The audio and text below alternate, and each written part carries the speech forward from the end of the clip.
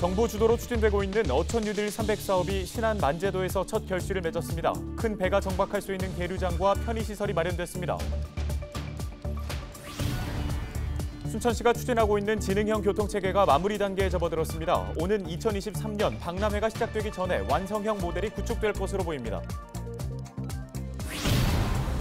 전남 지역 외국인 보유 토지 면적이 지난해보다 소폭 증가했습니다. 외국인 보유 토지 면적은 3,893만 8천 제곱미터로 지난해보다 0.8% 증가했습니다. 여수 순천 11구 사건 진상규명 및 희생자 명예회복에 관한 특별법안이 국회 행정안전위원회 법안심사위원회에서 통과됐습니다. 행안위는 법안심사 소위를 열고 여순 사건 특별법을 의결했다고 밝혔습니다.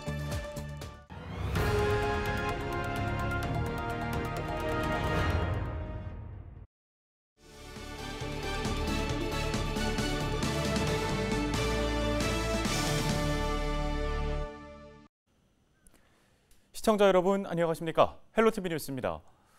정부 주도로 추진되고 있는 어촌 뉴딜 300 사업이 신안 만제도에서 첫 결실을 맺게 됐습니다. 큰 배가 정박할 수 있는 계류장과 각종 편의시설들이 마련되면서 그동안 여객선이 닿지 못해 불편을 겪었던 낙도 주민들의 삶에 큰 변화가 찾아왔는데요. 현장 점검 360도를 통해 어촌 뉴딜 300 사업의 첫 준공 사례를 고정민 기자가 점검해봤습니다. 신안 흑산도에서 남서쪽으로 45km 정도 떨어진 섬 만제도. 육지인 목포에서 5시간 넘게 백기를 이용해야만 닿을 수 있는 그야말로 외딴 섬입니다. 열악한 낙도의 환경 때문에 만제도는 예능 프로그램의 촬영지로도 활용됐던 지역. 배를 정박할 수 있는 저반시설조차 변변치 않아 바다에서 소형 선박으로 갈아타야만 섬을 밟을 수 있었습니다. 네, 일단은 나이 드신 분들이 지팡이를 짚고 다니시고 그럴 때 총선으로 오르고 내릴 때는 그게 엄청 위험했거든요. 큰 배에다 이렇게 접안해가지고 사람이 오르고 내리니까. 섬에 사람이 산 지도 어느덧 300년의 세월이 흘렀지만 여객선은 닿지 못했던 만제도. 낙후된 섬이나 어촌의 환경을 정비하는 정부의 어촌 뉴딜 300 사업 대상에 선정되면서 외딴 섬마을에 큰 변화가 찾아왔습니다. 지난해부터 10개월가량 공사 과정을 거쳐 여객선이 접안할 수 있는 경사진 선착장이 완성됐고 직항 노선도 운항을 시작했기 때문입니다. 그동안 5시간 40분 걸렸던 백길은 2시간 20분으로 단축돼 하루 만에 육지를 오갈 수 있는 길이 열렸습니다. 이제 목포까지 과거에 6시간 걸린 것을 2시간대에 왔다 갔다 할 수 있게 돼서 우리 섬 주민들의 교통 여건이 정말 획기적으로 이렇게 향상이 됐고, 백길이 멀어 발길이 뜸했던 작은 섬 여행도 앞으로는 더 활발해질 전망입니다. 관광객들도 접근성이 좋아지고 그래서 작은 섬이 좀 앞으로 좀 발전할 수 있는 그런 계기가 되는 어촌 뉴딜 사업이 아닌가 그렇게 생각을 합니다. 항구엔 어구를 보관할 수 있는 창고가 마련되고 산책길도 말끔하게 정비를 마쳐 섬 주민들은 평생 소원을 이뤘습니다. 오고 싶어도 쉽게 올 수 없는 섬이었습니다. 그러나 어촌 뉴딜 300 사업을 통해서 많은 것들이 바뀌었습니다. 이제 목포에서 배를 타고 5시간 반을 갔었던 백길이 만장이 준공함과 동시에 2시간 20분 단축됐다고 합니다. 진심으로 축하드리고. 정부는 사상 처음으로 만제도를 직접 방문해 섬 주민들을 격려한 뒤 어촌 뉴딜 300 사업의 첫 준공 사례를 축하했습니다. 올해는 만제도를 시작으로 사업 대상지 70곳에 선착장과 편의시설을 잇따라 조성할 계획입니다. 제가 방금 발을 딛고 내린 저반 시설이 생기면서 안전하고도 편안하게 섬에 들어올 수 있게 되었는데 우리 현 정부가 우리 어촌에 꼭 필요한 사업을 했구나 하는 생각에 정말 뿌듯하기도 하고 감회가 새롭습니다. 낙후된 어촌 마을 300곳의 기반 시설을 정비해 가기 쉽고 찾고 싶은 어촌을 만드는 게 바로 어촌 뉴딜 300 사업의 목표. 이 전기가 들어온 지도 20여 년밖에 되지 않은 이곳 만제도에 여객선이 닿는 획기적인 변화가 찾아오면서 어촌 뉴딜 300 사업이 낙후된 섬마을에 활력을 불어넣고 있습니다. 헬로티비 뉴스 고정민입니다. 정보통신기술을 교통체계와 접목한 것을 지능형 교통체계, 이른바 ITS라고 부르는데요. 전남 최대 사통팔달의 도시 순천에서는 이 ITS 사업이 마무리 단계에 접어들었습니다. 이미 10년 전부터 사업비 100억 원을 들여서 발빠르게 움직인 결과 오는 2023년 박람회 이전에 완성형 모델이 구축될 것으로 전망됩니다. 보도에 서경 기자입니다. 순천 최대 차량 통행이 이루어지는 백강로입니다. 하루 평균 20만여 대의 차량이 이곳을 지납니다. 운전자들이 도로 위에서 시간을 단 1초라도 허비하지 않도록 지능형 교통체계가 도입돼 신호체계에 실시간으로 적용돼 있습니다. 예를 들어 상습 정체 교차로의 경우 출퇴근 시간에 녹색 신호 시간이 기존보다 길어져 소통을 보다 원활하게 하는 겁니다. 순천 지역의 모든 교통정보는 바로 이곳 ITS 관제센터에서 실시간으로 관리되고 있습니다. 모든 신호체계가 한눈에 들어오는 센터 내부의 전광판을 보면서 자동 또는 수동으로 신호를 제어합니다. 내가 가고자 하는 목적지까지 소요 시간이 20분, 30분 소요된 거를 어떤 저희들 교통 정보 시스템을 구축이 완성이 되면 그 어떤 시간을 절약할 수도 있고 저희가 그 우회나 어떤 그런 소통 정보를 또 제공을 하다 보면 기름값도 절약하는 이런 이제 그 계속 효과가 또 발생이 될 수가 있고요. 지능형 교통체계는 꼭 신호체계에만 적용되는 게 아닙니다. 버스 정보 시스템과 주차 정보 시스템까지 관할합니다. 현재 버스가 어느 곳을 지나는지, 언제쯤 도착하는지에 대한 정보는 물론이고 순천시가 관리하는 모든 공영 주차장에 대한 정보 역시 실시간으로 확인하고 관리합니다.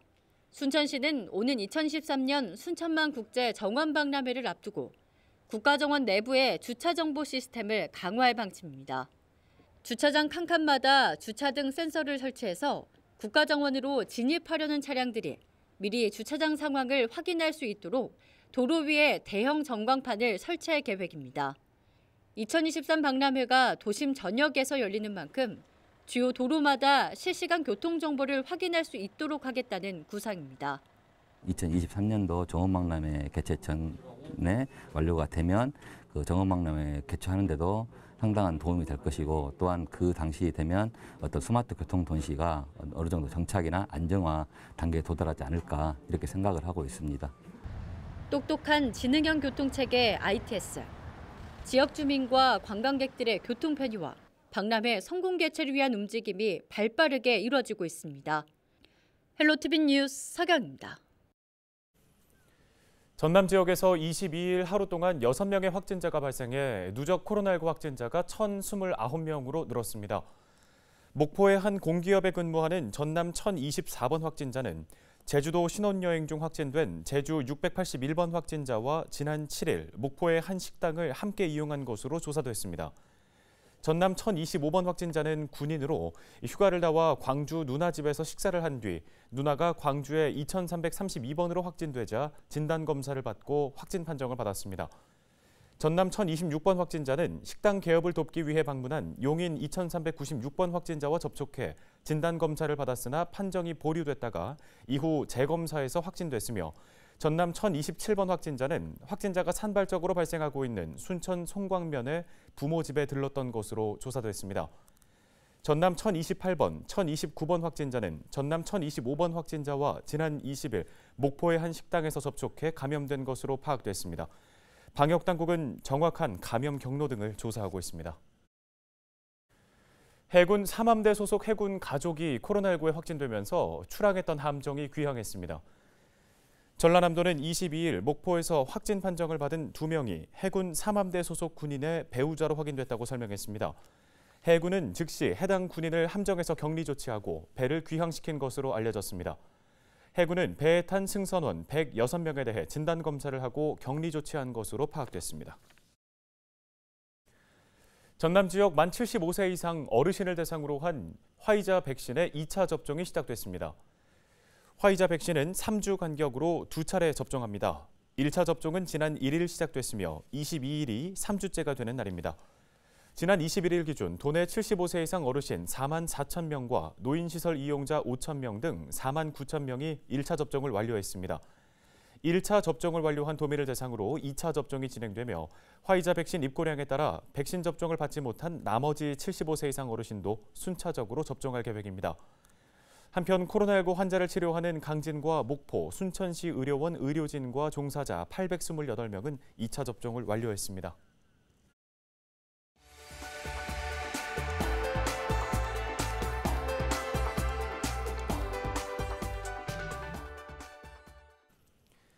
여수 순천 11구 사건 진상규명 및 희생자 명예회복에 관한 특별법안, 이른바 여순사건 특별법이 국회 행정안전위원회 법안심사위원회에서 통과됐습니다. 국회 행정안전위원회는 22일 법안심사 소위를 열고 여순사건 특별법을 의결했다고 밝혔습니다. 소병철 더불어민주당 의원은 희생자 유족들의 아픔과 통한의 세월에 대한 진상규명과 희생자 명예회복을 위한 고비를 넘었다고 전했습니다. 지난해 전남 지역 외국인이 보유한 토지 면적이 전년에 비해 소폭 증가한 것으로 나타났습니다.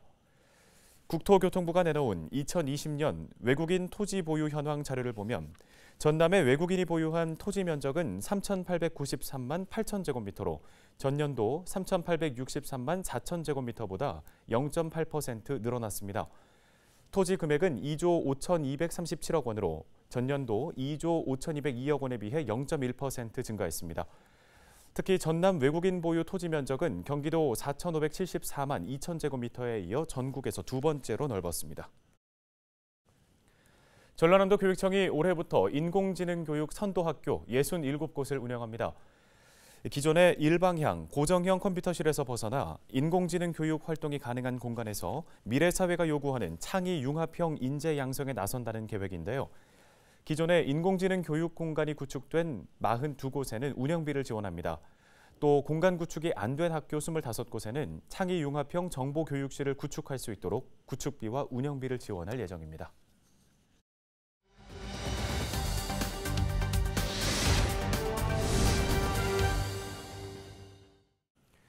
다음 소식입니다. 갈수록 기후 변화 대응의 중요성이 커지고 있죠. 이에 전라남도가 지난 22일부터 오는 28일까지 기후 변화 주간으로 정하고 다양한 캠페인을 진행합니다. 관련 내용 자세하게 들어보도록 하죠. 전남 동부지역본부 기후생태과의 정광선 과장과 전화 연결되어 있습니다. 과장님 안녕하십니까? 네, 안녕하십니까. 전라남도 동부지역본부 기후생태과장 정광선입니다. 네, 전라남도가 오는 28일까지를 기후 변화 주간으로 정하고 2050 탄소 중립을 주제로 캠페인을 추진한다고 들었습니다. 먼저 이 기후 변화 주간을 운영하게 된 계기부터 들어보겠습니다. 네. 올해 4월 22일은 제51주년 지구날입니다. 우리나라는 매년 지구날을 기념하여 일주일을 기후 변화 주간으로 지정하여 탄소 중립 인식 및 적극적인 기후 환경 캠페인을 추진하고 있습니다. 지구날은 미국 캘리포니아주 원유 유출 사고를 계기로 70년 4월 22일 일에 의회와 대학생을 중심으로 시작된 기념 행사에서 유래된 환경보호 실천을 유도하는 민간 중심 운동입니다. 우리나라는 95년부터 민간 환경단체 중심으로 행사를 추진해 오다가 2009년부터 정부에서 기후변화 주간으로 정하고 홍보해 오고 있습니다. 기후위기 시기에 지구날과 기후환경주간을 계기로 탄소 중립을 행동으로 옮기는 출발점을 알리고 탄소 중립 이슈화 및 기후행동 확산을 위한 전국 규모 번국민 캠페인 추진이 계기가 됐으면 합니다. 네, 탄소 중립을 행동으로 옮기는 그 출발점이 기후변화 주간이다라는 말씀을 주셨습니다. 과장님, 올해 기후변화 주간은 어떻게 운영됩니까? 네, 올해 기후변화 주간은 4월 20일 목요일부터 4월 28일 수요일 일주일간 추진할 예정으로 2050 탄소중립 실현을 위하여 기후위기 인식 제고 및 적극적인 기후행동 필요성을 홍보하는 데 중점을 두고 있습니다. 특히 코로나19 확산 상황을 고려하여 대규모 행사는 지양하고 소규모 오프라인 행사를 개최하고 언론과 온라인을 활용한 홍보에 집중할 계획입니다. 우선 4월 20일 지구날을 기념하여 전남도청을 포함한 시군, 공공기관 등 건물에 대한 동시 소등 행사를 저녁 8시부터 8시 10분까지 10분간 실시하였습니다. 또한 쓰레기를 주우며 걷기를 통해 지구와 뇌가 깨끗해지는 플로깅 캠페인을 전개하고 찾아가는 탄소 중립 환경놀이 한마당과 온실가스 줄이기 실천운동 캠페인을 적극 전개할 계획입니다. 네, 올해는 또 코로나19 때문에 어쩔 수 없이 오프라인 행사는 소규모로 진행을 하고 온라인으로 캠페인이 진행된다는 말씀 주셨습니다. 탄소 중립을 실현하려면 도민들의 참여도 좀 많이 있어야 될 것 같습니다. 도민들은 어떻게 좀 보탤 수 있을까요? 네, 2050 탄소 중립을 실현하기 위해서는 우리 행정기관의 노력뿐만이 아니라 도민의 적극적인 실천 참여가 매우 중요합니다. 일상생활의 실천 과제로는 개인컵 사용하여 일회용품 줄이기, 음식은 먹을 만큼 조리하기, 가전 플러그 뽑아 대기 전력 차단하기, 재활용품 분리 배출하는 등 온실가스 줄이기 실천 운동의 적극적인 동참이 필요한 시기입니다. 감사합니다. 네, 잘 들었습니다. 관련 도움 말씀은 여기까지 듣겠습니다. 지금까지 기후생태과 정광선 과장이었습니다. 고맙습니다. 지역 소식 이어갑니다. 신안군 의원에 대한 부동산 투기 의혹이 일면서 전남경찰이 23일 오전에 신안군청을 압수수색했습니다. 신안군 의회 모 의원은 지난 2019년 개발 계획을 미리 알고 주변에 땅을 사들인 혐의를 받고 있습니다. 해당 의원은 개발 계획이 세워지기 전부터 땅 매입 계획이 있었다며 투기 의혹을 전면 부인한 상태인데요. 전남경찰은 압수수색을 통해 확보한 자료를 분석하고 신속하고 엄정하게 수사하겠다고 밝혔습니다. 광양시의회 최한국 의원이 23일 지병으로 세상을 떠났습니다. 향년 65세인 고인은 2014년 광영, 태인, 금호동 기초의원 선거에 당선돼 총무위원장과 산업건설위원장을 역임했고 2018년 재선에 성공해 최근까지 활발한 의정활동을 펼쳐왔습니다. 광양시의회는 오는 25일 광양시의회 주차장에서 연결식을 가질 예정이며 장의위원회를 구성해 의회장으로 치를 계획입니다. 조업 과정에서 동료를 흉기로 찌른 60대 선원이 항소심에서도 1심과 같은 징역형을 선고받았습니다. 광주고법은 살인미수 혐의로 기소돼 1심에서 징역 4년을 선고받은 64살 A씨에 대한 항소심에서 항소를 기각했다고 밝혔습니다. 재판부는 범행 동기와 결과를 종합한 결과 원심의 형이 너무 무겁거나 부당하다고 보기는 어렵고 원심의 판결은 정당하다고 판시했습니다. A씨는 지난해 8월 전남 신안군 임자도 북서쪽 해상에서 조업하던 61살의 동료 선원을 흉기로 2차례 찌른 혐의로 재판에 넘겨졌습니다.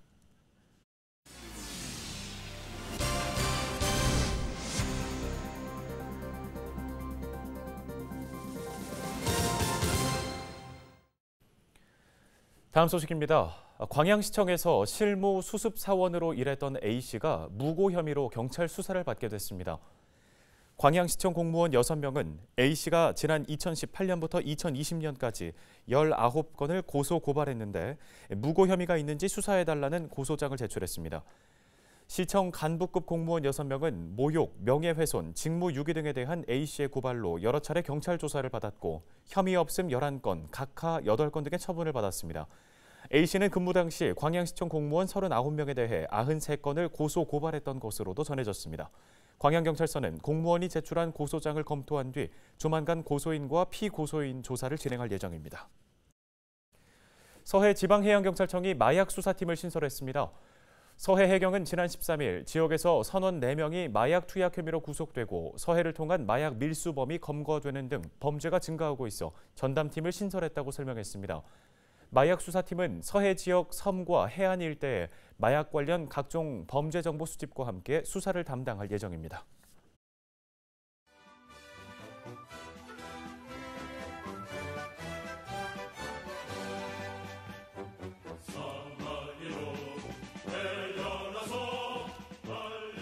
자, 지금 들으신 이 군가, 군대에서 사라질지도 모르겠습니다. 여성도 군대에 가게 해달라는 청와대 국민청원에 현재까지 20만 명이 동의하면서 남녀 평등 징병제를 둘러싼 논쟁에 불이 붙었죠. 부족한 병력 자원 확보와 성평등 측면에서 바람직한 논의라는 주장이 있는가 하면 여권 신장 운동에 제동을 걸려는 불순한 의도라는 주장도 있습니다. 이 화두가 정치권으로까지 번지면서 뜨거운 감자가 됐는데요.